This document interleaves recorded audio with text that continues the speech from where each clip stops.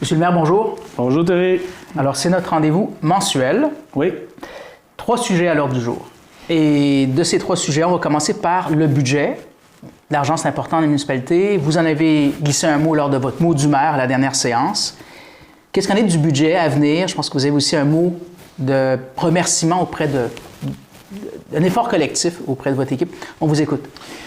Bien, écoutez, comme j'ai exposé lors de mon mot de maire, lors de la dernière séance du conseil municipal, c'est que moi, j'ai toujours par habitude d'essayer de faire un peu une analyse plus par trimestre. Puis au 3e trimestre de l'année, c'est important de savoir un peu au niveau du budget où est-ce qu'on est rendu, parce qu'en réalité, il reste 3 mois. Puis si on a des ajustements à faire, bien, c'est à ce moment-là qu'on doit prendre certaines orientations. Depuis que je suis maire, depuis 2017, c'est sûr que je pense que jusqu'à présent, je pense qu'au niveau de la gestion financière, on a tout le temps démontré avec arrivé soit à zéro avec un certain surplus qui nous a permis un peu de refouler un peu nos revenus, nos réserves. Puis là, faire en sorte que cette année, c'est sûr qu'il y a eu quelques impacts super importants, entre autres, quand je parle en des produits chimiques, là, malgré qu'on avait ajusté le coût, mettons, à 125 000, parce qu'en 2017-2018, on parlait plus des coûts à peu près de 60-65 000. Bien, au mois de août, on avait déjà atteint 100 mettons, de ce budget-là. Fait qu'on était un peu en dépassement de coûts. Il y a eu aussi la facture du nouveau rôle d'évaluation qui était plus dispendieux. Puis, comme vous le savez, bien, on a renouvelé aussi mettons, notre entente avec les employés. C'est sûr, certain que la convention collective s'est repartie sur 3 ans. Par contre, étant donné que ça faisait 2 ans qu'on était en négociation, nous, à l'interne, on l'avait budgété, mais il n'y avait pas nécessairement de l'argent qui avait été affecté. Donc, on devait, pour l'année en cours, pratiquement affecter 152 000 de montant d'argent dans notre budget. Puis, il y avait aussi au niveau des revenus au niveau du Québec, un montant de 93 000 qu'on était supposé recevoir, puis qu'à fin de compte, qu'on ne recevait pas. Donc, malgré qu'il y avait une bonne gestion de niveau, on se retrouvait avec un manque à gagner à peu près de 293 000 au mois d'octobre. Donc, puis à ce moment-là, ben, moi, j'ai fait passer un message au directeur de chaque département, au directeur général, d'essayer de trouver une façon d'amoindrir les coûts d'ici la fin de l'année. Okay, s'il y avait certaines achats qui n'étaient pas nécessairement nécessaires pour l'année en cours, de reporter en 2025, de regarder un peu au niveau de la structure de financement, parce que des fois, on a aussi des prêts pour certains investissements, puis dans nos états financiers qu'on vérifie comptable, il y a des montants qu'on peut attribuer, affecter de certaines façons. Donc, il y a un beau travail qui a été fait avec le directeur général, puis un effort collectif de l'ensemble des directeurs, que je vous dirais qu'on est passé de 293, puis là, présentement, on tourne peut-être aux alentours de moins 10, moins 15 000. Quand même. Okay. Donc, mais ça, c'est un travail, c'est que je vous dirais juste qu'il y a des dépenses qui avaient été prévues pour 2024, mais qui ont été reportées à plus tard. Puis en même temps, ben moi c'est important, considérant qu'on a notre nouveau rôle d'évaluation, puis comme que je l'ai exposé, parce que des gens me posent beaucoup de questions là-dessus. Moi, je suis arrivé en 2017, ben, le rôle d'évaluation, il avait été en cours jusqu'en 2020. Puis en 2020, il avait été proposé de le reconduire jusqu'en 2023 sur les mêmes conditions. Okay, ouais. Donc, cette année, le nouveau rôle de l'évaluation, c'est-à-dire on partait un peu avec les évaluations des résidences 2017. Bien, comme j'explique aux gens, à Grande-Rivière, moi, le contexte que je vois, c'est qu'après le COVID, en tout cas, moi, je peux vous dire que avant 2022, il était très, très difficile de vendre une maison au-delà de 300 000 à Grande-Rivière parce qu'il n'y avait pas de comparable. Oui. Mais après le COVID 2023, il est très difficile maintenant de s'accaparer une maison en deçà de 300 000. Donc, il y a eu un gros changement drastique. Donc, c'est juste pour vous dire que le COVID, en plus, qu'on partait de 2017, avec le fait du COVID, inflation, l'augmentation des coûts au niveau du logement, ça a eu un impact, puis je l'ai exposé. On parle d'une moyenne de pratiquement là, de 55-60% de moyenne d'augmentation du rôle d'évaluation. Puis, tantôt, on a fait un test, là, parce qu'il y a beaucoup de personnes au niveau de l'azimut. Maintenant, on a un service à l'azimut au niveau de la MRC que les gens peuvent aller consulter. C'est des informations publiques. Ils peuvent aller chercher l'information de leur évaluation de leur propre maison, puis ils peuvent regarder un peu ce qu'il y a dans le secteur. C'est une plateforme électronique? C'est une plateforme électronique. C'est Azimut. Elle est beaucoup utilisée. Les gens savent comment s'en servir. Okay. Puis ça leur permet d'avoir ils ont l'information sur leur compte de taxes de l'année passée versus comment ils sont évalués cette année. Ça leur donne un peu une idée. Puis juste avant qu'on fasse l'entrevue, on a fait 2 tests. Là, oui. Puis un, c'est une augmentation de 76 puis l'autre, c'est une augmentation de 98 Exact. Par contre, nous, pour amoindrir l'augmentation, c'est sûr qu'on va jouer sur le taux de taxe.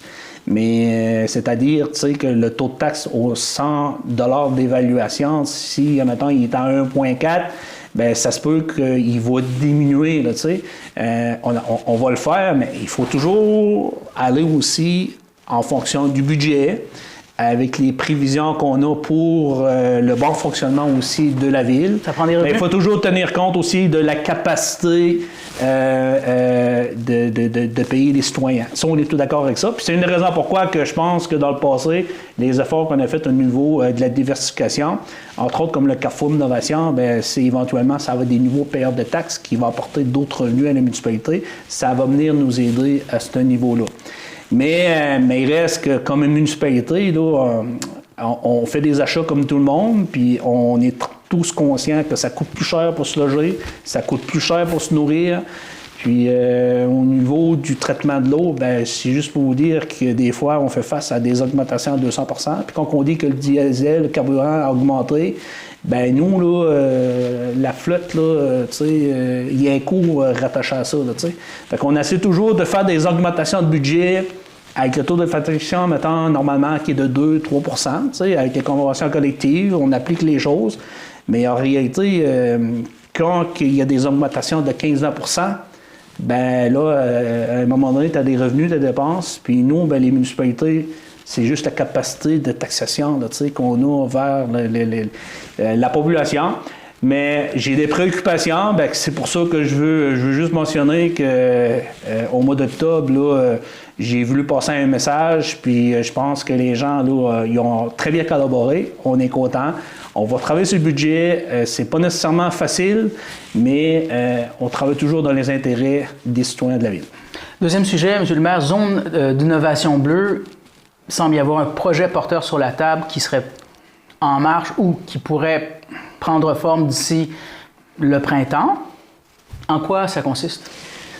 Bien, écoutez, là, je veux juste faire un petit rappel. Là, le projet de zone d'innovation, là, ça faisait pratiquement 4 ans qu'on travaillait là-dessus. On a vu des orientations claires du gouvernement du Québec. À un moment donné, il nous avait été demandé de travailler en étroite collaboration avec le projet de Rimouski parce qu'il n'y aura pas eu de projet de zone d'innovation dans toutes les régions du Québec. Jusqu'à maintenant, là, il y a 4 zones qui sont annoncées officiellement. Nous autres, on faisait partie là, des zones qui avaient passé tout le processus administratif. Puis, comme je l'ai expliqué, là, on était en attente d'une désignation de zone. Ça appartenait aux politiques. Donc, comme vous le savez, la décision qu'on a eue, on n'a pas été désigné. Mais par contre, là, des fois, suite à ça, on a fait beaucoup d'interviews et il y a des gens qui me posaient la question, mais si on était trop ambitieux, si c'était vraiment réaliste un tel projet, la seule chose que je peux vous dire, c'est que notre projet là, a passé dans le journal des affaires, il a passé dans le journal de la presse, puis les gens qui ont commenté le projet, ils s'entendaient une désignation de zone, puis c'est des journalistes réputés au niveau économique, là, notre projet, là, en réalité, là, était désignable. Sauf que, comme je l'ai expliqué, il y a eu des décisions politiques, des nouvelles orientations, puis on ne se le cachera pas, il y a eu des compressions budgétaires qui font en sorte là, que il y a eu peut-être d'autres orientations. Puis moi, personnellement, quand je regarde, là, suite à la troisième zone, qui est la zone filière-batterie, avec les investissements majeurs, puis les gros investissements qui étaient là-dedans, puis qu'on parle beaucoup du projet de Norvolt, là, de les impacts, puis de l'obligation, puis donc c'est sûr que selon moi, là, avec le budget actuel du gouvernement, qu'on est plus en mode de compression budgétaire, tout fait en sorte que ça a pesé de la balance. Puis il n'y a pas juste la zone d'innovation en bleu qui n'a pas été annoncée. Dernièrement, je sais qu'au Saguenay-Lac-Saint-Jean, c'était la même chose, la zone agroalimentaire à Saint-Hyacinthe.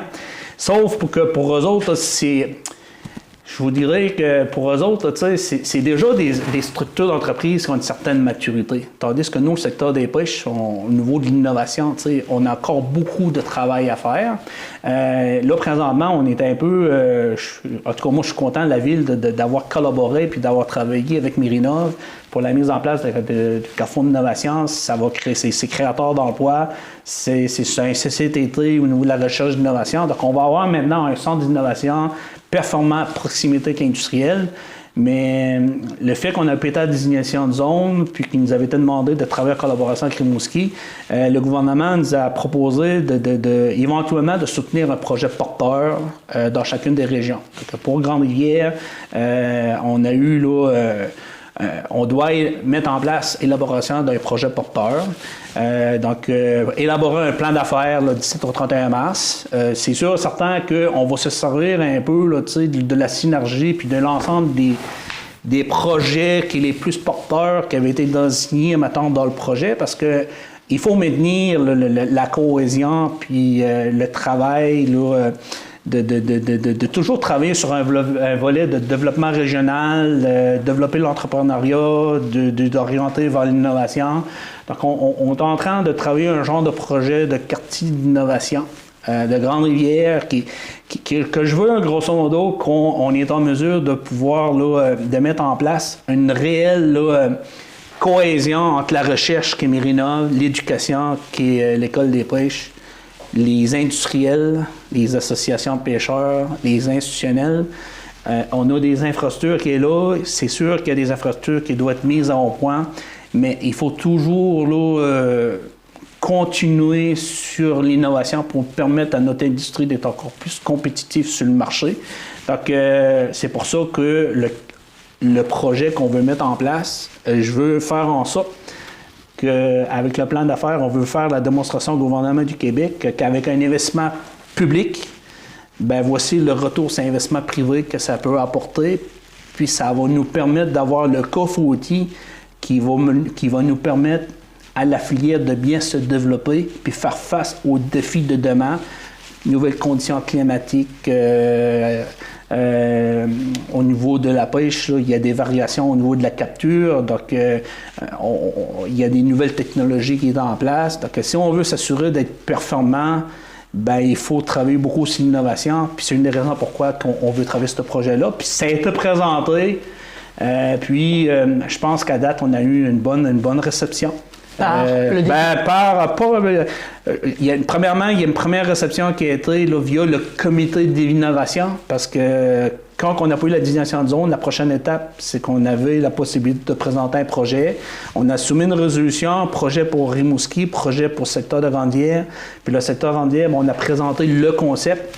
Puis moi, la directrice là, des zones d'innovation, là, elle a trouvé ça bien, la vision qu'on voulait en faire, puis elle comprend très bien que si on veut y aller, ben ça prend certains éléments, puis c'est là-dessus qu'on doit travailler sur un plan d'affaires.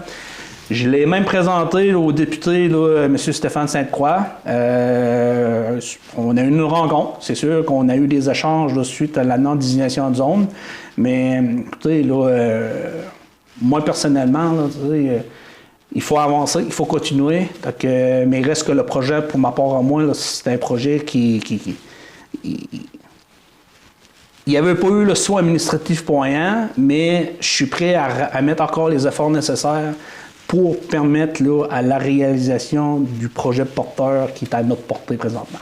Est-ce qu'on peut avancer que vous avez parlé d'investissement public? Est-ce qu'il y aurait dans ce cas-ci aussi des investissements privés?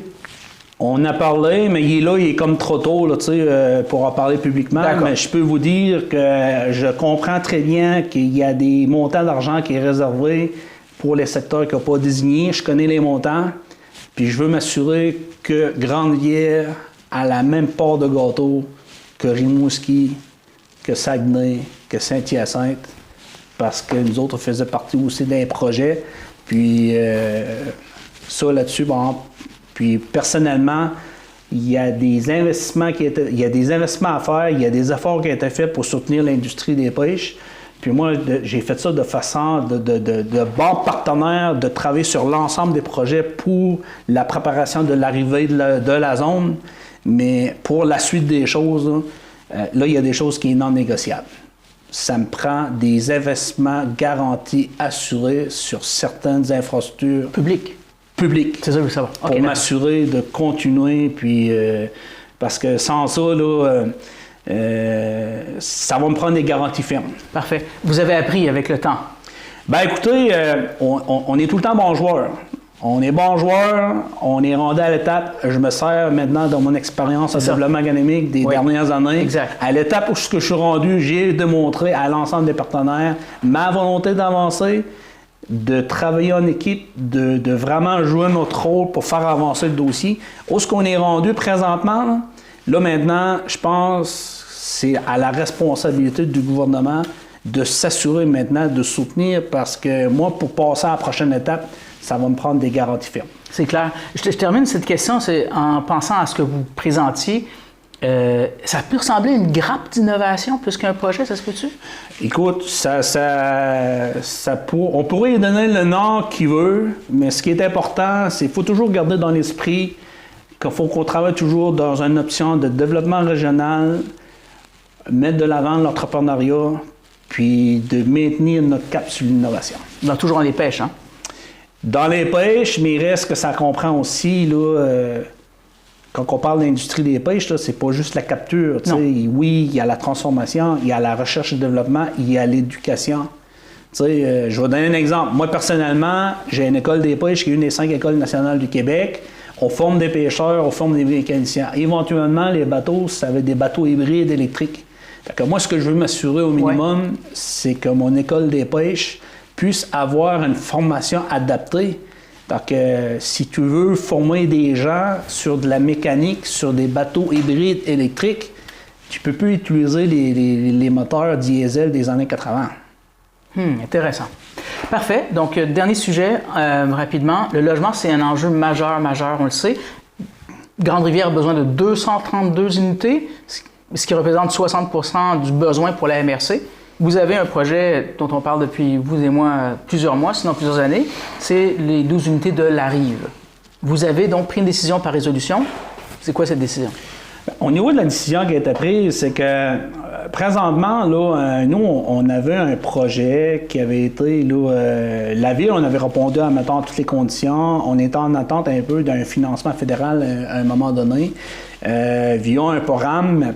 Par contre, là, la réponse qu'on a reçue, il y avait des besoins pour 1,3 milliard, il y avait un budget de 300 millions, malgré que votre projet cadre de programme ACL pour une équité au Québec. La cassette, quoi. La cassette. Donc, nous, il y a juste 2 projets qui ont été financés en Gaspésie. Voilà. Donc, nous autres, on n'avait pas été sélectionnés. Suite à ça, étant donné qu'il manquait un manque à gagner, moi, j'ai écrit à la ministre aux Affaires municipales qui m'a orienté vers la SHQ. Donc, Société nationale, on a organisé une première rencontre avec le directeur, là, M. Forster, de la SHQ, avec Ambroise Henry pour le regroupement collectif de l'habitation, notre accélératrice d'entreprise, notre consultant qui travaille. Donc, on a exposé le projet.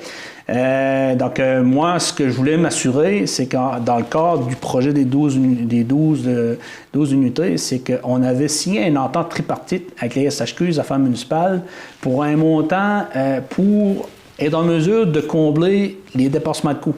Donc, on avait un montant de 1 151 000 qui avait été reçu, mais que cet argent-là, présentement, est dans les coffres de la Ville jusqu'au 31 décembre 2024. Oui. Donc, étant donné que l'ACL, ça n'a pas fonctionné, donc on est tourné à la SHQ, donc là, ils nous ont dit, ben là, Axiologie, ça n'existe plus. Donc, on avait 931 000 qu'on perdait. Ben, moi, je voulais maintenir l'argent qu'on avait pour être en mesure de réaliser les plans et devis. Donc là, quand on a attendu une réponse, quand ça a été négatif par la SHQ, donc je suis retourné aux affaires municipales, comme qui m'avait été prévu pour leur faire part de la situation. Puis l'autre, ils m'ont retourné à la SHQ pour dire que ma demande de prolongation de cette entente-là, ben c'était la SHQ qui faisait la gestion de l'entente. Et là, la résolution, quand on a passé, c'était de dire, ben là, moi, je veux avoir la bonne personne là, qui est capable de prendre mon protocole. Il y a un article qui est en place. On a la possibilité de prolonger. Donc, moi, je demande une prolongation pour être en mesure de maintenir les argents parce que le projet, là, cet argent-là, on veut l'attribuer pour un projet de développement de logement qui est de 12 unités. Puis je veux juste avoir la bonne ressource. Puis je te dirais que j'ai une très bonne collaboration présentement du député de Côte-de-Gaspé là-dessus. Donc, c'est en marche, mais on est au mois de novembre. Puis j'étais comme en attente. Donc, en réalité, on est prêt à revoir le projet au lieu de 2 étages, 1 étage, d'aller peut-être des programmes existants comme la FAC, etc. Sans les orientations modulaires, ça, j'ai pas de problème avec ça, mais il faut qu'il y ait un travail qui soit fait. Puis il faut s'assurer de faire les plans et devis. Puis j'ai de l'argent dans le compte. Puis là, présentement, pour l'utiliser, ça me prend de l'approbation.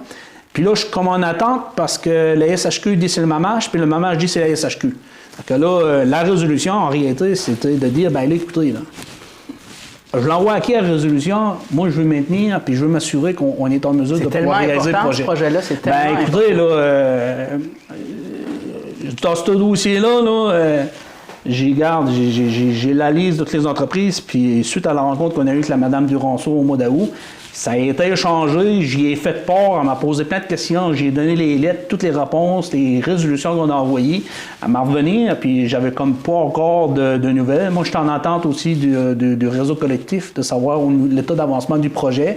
Eux autres, il y avait encore des informations à valider, mais je suis rendu au mois de novembre, là. Puis le mois de décembre, là, c'est le mois avant les fêtes. Là, puis, donc, je veux juste m'assurer, là, on peut-tu au moins garantir quelqu'un qu'on est capable de le prolonger? Pour un an, là, juste pour un an. Par avoir au minimum le temps qu'on a le projet pour être en mesure de le soumettre. C'est que logique. Mais c'est ça. Donc, c'est un peu l'objectif de la résolution qu'on a passée. Bien, on vous souhaite bonne chance. Donc, on attend une réponse de Québec le plus rapidement possible. Pour terminer, le logement, vous avez parlé aussi, fin 2025-26, 24 unités de logement probables, 4 blocs, c'est ça? 4 blocs qui feraient 24 unités de logement. Est-ce que ça semble faisable, tout ça? Bien, écoutez, nous, présentement, là, comme vous le savez, avec le dossier GAF gagnant, l'objectif qu'on a fait, la relocalisation de la caserne, on devenait propriétaire du terrain, puis là, on veut l'aménager éventuellement pour être en mesure de pouvoir développer là, des unités de logement. C'est sûr que ces unités de logement-là, pour une certaine clientèle ciblée, là, parce que là, c'est les entrepreneurs pour construire, mais on voulait aussi profiter du fait que le regroupement des MRC avait mis des incitatifs financiers, la MRC avait mis des incitatifs financiers, puis la Ville de Grande-Rivière, on a mis nous aussi des incitatifs financiers à 15 000 par unité de logement. Donc, dernièrement, il y a eu un appel de projet. Puis pour Grande-Rivière, il y a un promoteur, là, je ne donnerai pas le nom parce qu'on est en train de finaliser là, les ententes, mais lui, il a l'intérêt d'être acquéreur de 3 terrains pour la construction de 3 blocs, c'est-à-dire de 18 unités. On est même en discussion pour une deuxième phase avec lui pour d'autres blocs appartements éventuellement. Puis on a un deuxième promoteur qui s'est manifesté pour mettre en mise en place lui, dans 6 unités. Donc normalement, si tout va bien, dès 2025, là, on pourrait déjà commencer à voir là, de la construction de blocs appartements dans le secteur GAF gagnant. Bon, bien, on va finir sur cette bonne nouvelle. Monsieur le maire, merci beaucoup pour cet entretien. Ça fait plaisir. Bonne journée. Merci. Vous recherchez une expérience d'hébergement en Gaspésie alliant un site exceptionnel avec la découverte d'un menu culinaire du terroir gaspésien? C'est ce que vous offre le motel Fraiseur de Chandler et le restaurant Le Sieur de Pabot. Utilisez notre borne automatisée lors de votre séjour, réservez une table, découvrez notre menu ou commandez votre repas directement sur notre site Web. Pour un séjour inoubliable, le motel Fraser, un incontournable en Gaspésie.